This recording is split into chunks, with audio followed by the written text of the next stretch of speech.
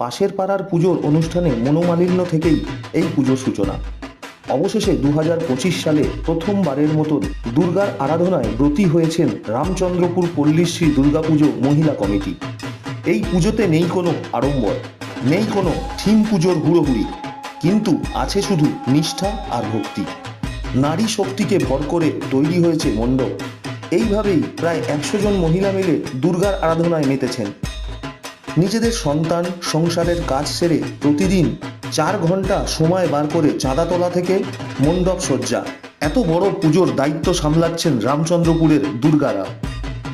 কথায় বলে না, যে রাধে সে চুলো বাঁধে।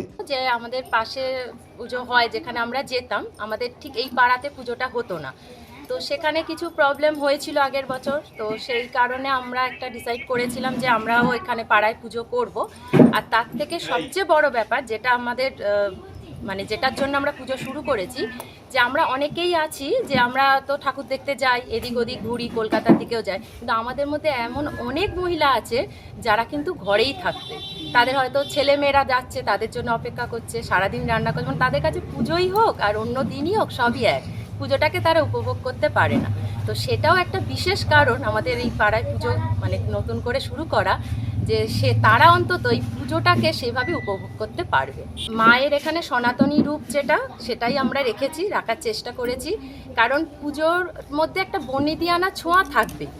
মানে এটা আমাদের সবাই মিলেই আমরা ঠিক করেছি যে পুজোতে ঠিক বাঙালিয়ানা বা বনেদিয়ানা যেটাকে বলে, সেটা কিন্তু আমরা রাখবো। এই মহিলা পরিচালিত পুজোর বৈশিষ্ট্য থাকছে 16 আনা বাঙালিয়ানা এবং বনেদিয়ানা।